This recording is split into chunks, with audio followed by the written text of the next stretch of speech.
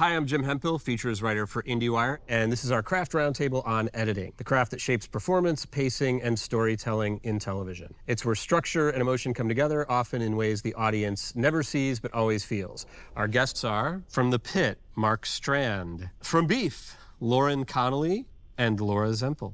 From Shrinking, James Renfroe. From John Candy, I Like Me, Shane Reid. From Jury Duty Presents, Company Retreat, Christian Hoffman. And the editor of Hacks, Jon Philpot. I was trying to think of like what these shows had in common because, you know, we've got documentary, we've got fiction, we've got whatever Company Retreat is, which is a weird hybrid. And so I guess I want to start by just kind of asking, like, what for you were the overall guiding principles in terms of tone on each of your shows? And we can start with you, Mark. On the Pitt, that's the thing that is most important to us, is not veering into melodrama. It would be so easy to do. There's so many medical dramas out there in which that's sort of the bread and butter, and that's what they're sort of cashing in on. And so trying to ground it in reality, as all these shows do, except for yours, is of utmost importance. And how we do that on the Pitt is we are bouncing every feeling through our doctors, and so they're diagnosing issues and they are trying not to be a part of the emotional journey of their characters. Obviously, they can't help but be a part of that, but rather than getting in between two patients and patient's spouse, that moment will be observed from our doctor's points of view, and that's sort of how we sort of at least take one step away from that.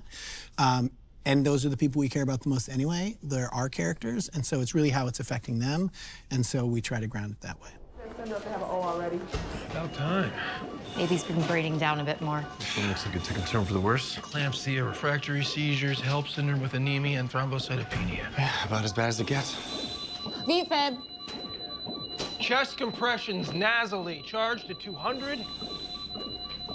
Prep the belly, get a baby warmer.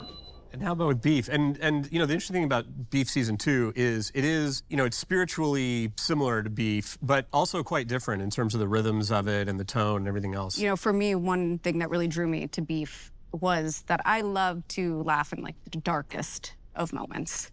For me, when I'm telling a serious story, even about my own life, I will crack a joke. And I think that's something that Beef and Sunny does incredibly well. And I think that, you know, tonally keeps it out of melodrama. I mean, I think there's an amazing relatability to all of the characters that he's created and the way that, you know, we edited them. And you still relate to them despite how crazy the stuff is happening around them. And you can see how something, you know, really small can escalate. And it, even though it seems really unlikely that would ever happen, somehow it kind of felt like, oh yeah, that could totally happen. Right, and I think the biggest challenge from season 1 to this new season is season 1 we had 2 main characters. This season we have 4, maybe 6. Like, there were so many more characters to balance, and their humor, their relationships, the eroding of their relationships and drawing the parallels as the younger couple becomes the older couple. There was so much to keep in mind, but I think because the scripts and the story has such an undercurrent of humor, it keeps it from tipping into melodrama. Stop! Stop it!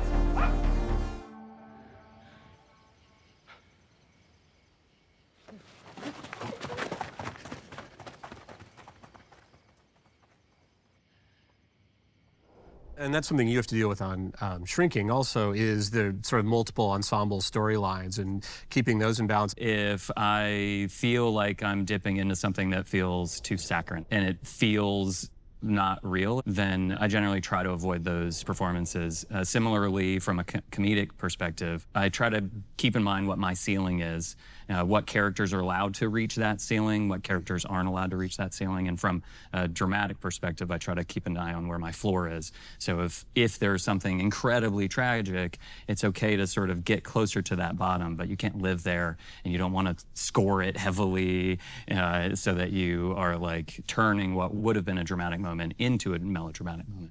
It's sort of balancing all those tools in those moments. Always one step closer. Oh, geez. That was so early. Yeah, I know. I'm sort of off my game. I don't normally meet someone's whole family and whole daughter on the first date. That also happens to fall on their dead wife/mom's birthday. So I don't know. She's super weird. I like her. Well, and with the John Candy documentary, you're making a movie that is a movie about a very funny guy, but that also the movie itself is very poignant. And like, how are you writing that line, and what did you want the kind of overall emotional effect to be? It's different than everyone on this panel because you're playing with nostalgia and you're playing with like everyone's sort of multiple decade-long feelings about a certain figure in their life. So it's easy to dip into melodrama, and John can be a big well of it in a way, but the mold that we tried to follow was we wanted it to feel like a John Candy film at the end of the day. So you wanted it to balance the humor, the charm, you know, just similar to Beef. You can like, the minute that it gets too saccharine, you can cut to John in a scene of stripes and level the audience back out. And, you know, it needed to feel cinematic in scope. And then you're uncovering more layers of a man that you find out is a lot more fragile and dealing with a lot more demons than we knew. And that's a sensitive subject. And you're dealing with his children and his wife who have never been on camera before. It was a very careful balance of keeping it light, keeping it heavy, and then allowing you to also just feel like you're on the ride of a film, and specifically a John film that like Planes, Trains, that carries you through all those emotions. I remember us sauntering by and her trying to get a casually look at John. They set my mom and dad up on a blind date. When you took your wife on the first date, where did you go? I think we went to a movie. It was our first date. Yeah, we didn't get along on our first date. It was a blind date, too. And I don't think we got along that well. But I wasn't going to show her. I was going to show her, you know, how dare you not like me. Now, Jury Duty presents Company Retreat. One of the things I love about this show is that I do think it's hilarious, but it doesn't go for cheap laughs. Like, it really is very empathetic to this guy, and it's like it doesn't really ever have laughs at his expense, at the one guy who the joke is ostensibly on. So talk a little bit about that, like what your philosophy was and the showrunners and everything in terms of like how they wanted to present the satire in terms of who they're making fun of and who they're not. It's the hero's journey, so he's our hero, and the joke's never on him. That's never funny, you know, to be pulling a joke on a real guy. So as far as like the satire around him, like, really is trying to balance it not being too bonkers or wild or broad. This season's probably a little bit broader in the sense that this is a bunch of people who know each other and they have these built-in relationships that he's walking into. But our lens is always through what is, you know, Anthony thinking, where is he going, where's his point of view? So that's ultimately what you're always steering it back to is him, and what is his journey, what is his feeling right now, and making sure that's always first and foremost. And whenever you're kind of veering too far away, you can start to feel it. You're always trying to gauge, like, are we spending too much time with these other people, this other conversation? And how do we work it back to him and make sure that we're seeing it through him? No. Will you marry me? Oh. Kevin. Kevin, no. Kevin. What? No, I know what we said, and that it's a really cute movie, but I mean, Kev's, we've never even been on a date. Oh, no, we went out to dinner the other night for your birthday. No, but it was me and you and 8 of my other girlfriends. Kevin, what? Oh, okay. No, but we love each other. You say I love you all the time. And then with Hacks this season, now you're going into what's the final season, I guess. How much is that on your mind in terms of editing the final season? I mean, with this final season, it was a big deal. And, you know, this was a huge plane to land. And it wasn't exactly easy. I know that they were pretty stressed out in the writer's room trying to figure it out. And, you know, they write this really quick and we edit it very quickly. But, you know, the two of them, they're like this intergenerational duo, and it varies from season to season. You know, in season 1, they were pitted against each other, and then they fell in love and they fell out of love, and now they're back in love in this final season. And it's kind of a beautiful thing to like be with them and have these comedic moments that don't feel like they're biting one another. You know, there's like the comedy, they can like pick at one another and it's funny, and you're not feeling like, you know, they're going after each other. Your hands are bigger than mine? Mm-hmm. Are you kidding me this entire time? Are you kidding me? Deborah! I can't believe you never noticed! Are you getting performances that are from 9 to 6, and you're just trying to balance them against each other to not only be the funniest version, but also the you know. There was a moment where Jason's sort of over and Gabby's on the couch and she's sort of talking about the end of her previous relationship and is, you know, I think it was the second or third episode, and she was just bawling. An incredible performance, but wasn't right for the scene. Yeah. So then I was finding smaller performances and building something that felt a little bit more believable for the world that we're sort of existing in. So are they directing and performing with a variety for it to be molded, or are they generally going for they're shooting for a target? And I think they're shooting for a target. You know, and people ask about improv. Nobody's ever coming into a room and nobody's saying, okay, well, Jason and Jessica, you're having a fight about coffee. Go. That's never happening. Yeah. There might be a moment where Jessica, who's great at improv, sneaks in an extra line, and those 3 words make the joke a little bit funnier or make it feel a little bit more character connected. And so then in my editor's cuts, I like to include as many of those as possible, partly so I don't know that the actors ever watch, but I want to encourage them to keep going. It feels like it's a fresher set environment if they're still a give and take in that regard. But I think they're trying to inhabit their characters, and I'm trying to say which of those characters fits in the world. Sure. And I think that's been true on any project I've worked on, really. It's fun to push it, though. Yeah. It's like, it's nice when the showrunners are like game to be like, all right, let's see if we can like kind of goof off here. Like in season 4, there was this like very emotional scene with Deb and Ava in the back of a police car, and the mayor pulls up. And one of them suggested, like, what if her horn is La Cucaracha? And I was like, okay, cool. I think we can do that. Like, it's like a jumping a little bit, but it worked. It did like end the scene, like a very dramatic scene in this way, where you're like, yeah, okay, it's cool. Like it's nice to have that like flexibility where you can go do something super dramatic and then something. I think one thing that helps us figure out tone on Beef is one of our main focuses is whose scene is it? Especially in such a large ensemble. Yeah. Whose scene it is can help tell us if it's going to be a more comedic scene or a more dramatic scene, and helps us make a lot of those choices. There's a scene actually in one episode, it's in a Chinese restaurant, and the scene actually starts, it's Austin having lunch with Ashley and Eunice, and it starts on him, and we pull out this wide shot and see that he's between these 2 women. And this is the scene in which we are all starting to realize he's kind of into Eunice. And so the scene starts off as his scene, but what we did that's a little unique to the language of Beef is that we actually kept his coverage dirty. And so you see every shot of him, even though we're really focused on him, you're seeing a woman on either side of him. And then once his girlfriend, Ashley, starts to realize, wait a minute, that scene actually turns into her scene. And we actually go clean on her and really focus on her reactions now to the rest of the conversation. And that whole scene, every choice was so deliberate. Every look back and forth, making sure every eye line to this woman, to that woman was exact. There's definitely some sneaky VFX in there too. It was super fun. So that really helps us, I think, balance the tone on Beef, is focusing on what are we trying to tell in that exact scene and whose part of the story is this. Yeah, and I think also with Austin, played by Charles Melton, he's probably the most comedic of all of our actors, and so he was the biggest kind of conversation of like, is he too broad? Do we bring him down? Or do we push it more? And there was, like, I think we are similar where we're like, let's rein it in and like kind of keep everyone in this bullseye.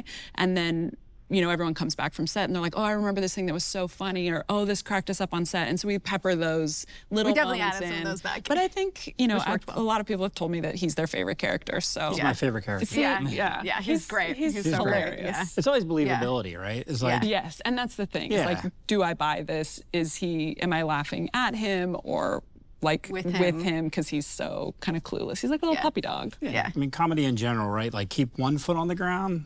But, you know, as long as you do that, I always feel like you can buy some pretty big things happen. Like, so you can get some craziness happen as long as there's a believability of like, no, that's plausible. Yeah, I've had friends who've done that. Yeah. like that's always on crazy friends. I want to meet your friends. Yeah. So without multiple takes, and as people are, maybe they are going too broad and maybe the believability starts to break down, are there people in their ears? How do you guys modulate that on your show? Yeah, there's people there. Jake, our director, is in the ear of a lot of the actors. He might be telling them to push. He also might come to an end of the day and we have these like little meetings at the end of the day and be like, listen, he's a little shaken after today. We kind of pushed it a little too far. So maybe tomorrow let's kind of pull back in the morning. We'll do a lot of like boring stuff. What's the danger of that he'll find out what's going on? If he's so shaken is he's starting to catch on to something. We need to pull it back. He's starting to question things a little bit, you know. He could also quit his job. Yeah. Well, I was going to say, I feel like there was a point in the show where it did feel like he had the option of leaving, and I thought, uh-oh. Yeah. What do you do? Yeah. But I guess you have to put yourself in that position, though, of like, would you leave? Like, do you think really there's a show going on? And you're like, it's you, it's my, you know, our lives. Like, you wouldn't think, there's a show like, going on right now? Yeah. So, yeah, I mean, it's, people often say, like, how does he not know? You know, like, but like, if you put yourself into that position, like, would you know? Would you call it out? Would you be like, wait a minute, guys, all this is baloney and you guys are all actors? Yeah. You know? Yeah, because you could seem absolutely crazy. It's insane. You'd be like, It no, is that's really insane. Well, that woman gave him an out in episode 2. Right, that's what I was, And I was like, he could have taken the out. Like, what do you guys, I mean, obviously she would have found a way to redirect him, but it's great to have that moment to give him the out. So when he buys in, we can at least accept that that's where that's the journey we're going on. It's a high wire act the whole time. Yeah, sustaining that tension's great over the course of it. Just fun. Just It's kind of funny that's ambient, and that totally like makes all the comedy, like even just the little things better. Like when there is tension kind of just like simmering, when you know that something's wrong, it's like it makes a joke like pop out because you're like as a viewer watching it, you're like ready for the multiple emotions into something, you know, like any scene. If you can get people like laughing, crying, or feeling tension, you're like, all right, we're doing a great job. Yeah. Well, in terms of what we've been talking about, in terms of like balancing the ensembles and the different storylines, like on Company Retreat, there's a lot of stuff on the show where it's the actors and Anthony is not a part of the scene. Yeah. What are the factors that go into deciding when you're going to use that kind of stuff versus just focusing on Anthony's point of view? You're trying to use it sparingly. I mean, it's my least favorite part, probably, if I'm being honest about it, you know? Like, I always want to see through his lens, and I want him involved in everything, so we're cognitive of that, very cognitive of the fact of, like, if we're jumping away from him, I want to be like, the clock is ticking. You know, like, we got to get back. So you're doing it for story, you know, a lot of times, you know, like we need somebody to fill us in on what's happening here. So we have them they've been pulled away by the doc crew and they're telling us what's happening. And hopefully it's new information and it's, you know, moving the story forward. Were any of those reshoots to fill in gaps or? We don't do any reshoots. So we're just kind of like, you get what you get. Yeah. Dang. Yeah. You got to be happy with it. Yeah. It's editorial magic. It's a lot of editorial magic. Everyone's got a storyline, you can imagine. So a lot of those don't get fully represented on the screen. You can kind of tell that a little bit, you know, unfortunately. So you could probably crush a reality show. I don't know. I don't want to do a reality show. He's like, pass. This has pathos, and it's really about the individual and how much the good decisions he makes, and there's something that is like magnetic about that. Like you gravitate towards that. Watching this person make these decisions not based on themselves, but based on what's good for the group is like, it's really powerful. Yeah.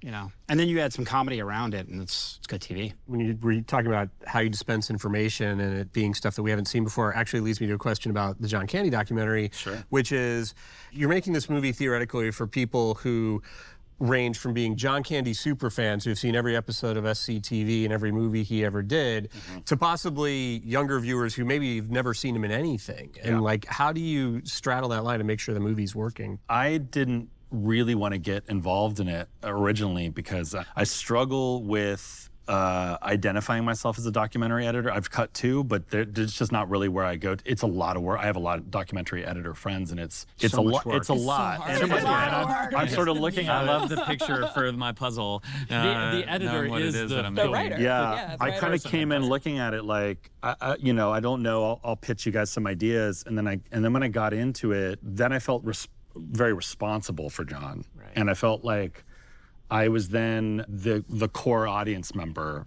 to bridge those two things that you're talking about. Like I have a wealth of knowledge, but I was pretty young when SCTV was out, so I wasn't like, I was formed in some ways by it, but you know, the audience that was like my parents' generation were like really watching it, and they were very aware of like all the, you know, inside humor and what they were doing. And so I'm discovering John too for the first time, and it was mostly me and VFX editor of my friend Dom Rolandelli, who I met on Deadpool, and it was just the two of us in a room, and and he was a huge John Candy fan. We'd just be making each other like cry and laugh and discovering all these things. And it was like writing that in a room made us understand whether or not the film was working mechanically. And then you really knew when we were doing test screenings. In the first few test screenings we had mixed audiences, and some were younger and had not known a lot about John and were like fascinated, felt like they'd made a friend, felt like they'd lost a friend. And older generations felt like they were reigniting feelings that they've had from a long time ago. Did that amount of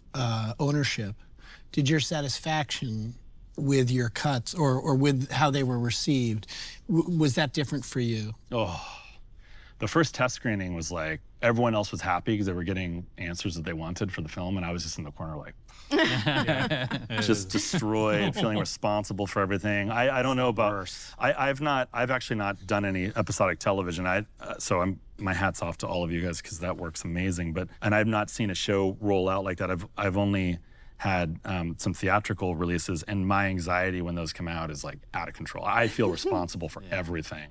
So when I'm carrying like John's story, to see the film be well received is great, but that anxiety level is what keeps me honest, I guess. You know, it keeps me like doing honest work and not phoning it in. It's interesting that you say you feel responsible, because that's how I feel as an editor. I mean, I really look at editors as the guardian of the story, and it's a really important role, and we really need to protect the story that's there and bring it to life and make sure, obviously, everyone looks good and sounds good as well. But that's how I look at editing. It's, you know, this guardian role. We should get a lot more credit. That's for sure. Because we all do feel responsible, right? Yeah. Like ultimately, it's terrible. I carry it with me around all the time. For sure. You know, and For sure, your wins and your losses. Like I've presented things that fall so flat, and you know, and you take the sting, and then you pick yourself back up, and you're like, and you start going, okay, maybe I'm not right, and you get your ego out of the way, and you go back in. But if you don't care to do that, I don't really know that you're doing a good job. Yeah.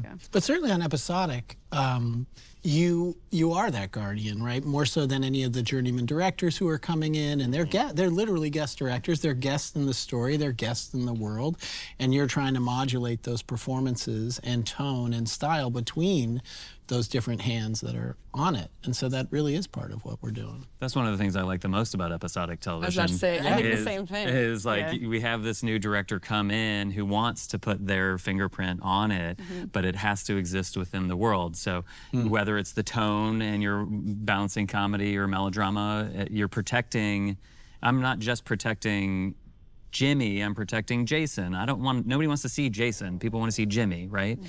People don't want to see Harrison pop through. They want to see Paul. They want to see Harrison as Paul, but each of those characters have to be protected and defended. Each of those deliveries of lines has to be protected and defended. How they physically look, the point shouldn't be to just laugh or to just cry. It should be to care about the characters, care about the world, care about their story arcs. Who is the scene about? What's the purpose of the scene? And anything that sort of distracts from that, I think, is important to sort of, you know, pinpoint and then either avoid or target. Well, I think the other thing I really like about episodic TV is, you know, we are both here from the same show, and it was just Lauren and I in the cutting rooms, and everyone is gone on location, and so we're getting footage, and so we're popping back into each other's rooms and going, hey, is this actor too broad? Are you leaning into this? Are you leaning away from this? So it's like we are also forming the consistency between each other, and having people around who get the show, who have great ideas, good taste, like we're bouncing things off each other constantly, so then by the time our producers and directors see the episodes, hopefully there's a little consistency. And I think that is the nice thing about episodic TV is I feel like TV is such a team sport, and features feel a little more like an individual sport. And I think how they shoot now too, I mean, Beef was completely cross-boarded, and so we needed to present a cohesive season at once. And we needed to make sure that we were presenting that, so we had a good starting point, you know, when everyone came back to the post offices. So if we hadn't been together and able to collaborate with one another, I'm so grateful how collaborative Laura is. Yeah, I can imagine. So it was just really like a wonderful experience working together, and I just think it's really nice when it's really a team. We are talking to Sunny a lot as we go. This season, I had to send in the pilot very quickly. I think I had 2 days notice before it was like, hey, this has to go to Netflix by the end of the week. So we're going to work on it with you while we're shooting and give notes over the phone and, you know, temp score the entire thing. So that was really helpful because that sort of laid the foundation. And then I'm going into Lauren's room being like, get rid of all the strings. We're doing That's what I'm thinking. I'm like, it would be like detrimental to, it would be awful to like temp score a whole, I mean, it would throw the whole show off in a different direction if you're not prepared. Oh my God, I'm asking all the wrong questions. It happens. Apparently it happens. I'm blown away at the process of it. We luckily that was early. We'd only done a few episodes worth by then, so then we kind of got. Yeah, then you get on the page and got it. I mean, it does move a lot faster in post, and you get to meet a lot more people. That's one upside. You get to hang out with a lot of people, and that's primarily what this gig is. It's like just low blood pressure hanging out with people and trying to, you know, make sure the show is as awesome as it can be. So that part is wonderful. Yeah. But yeah, it's fast. You got to move fast and hopefully get it right the first time. Very fast. This has been great. Thank you all so much for coming and talking with me about your work. I mean, I really admire all these shows, and it's been fascinating hearing you all talk about it. So thanks. Thank you so much.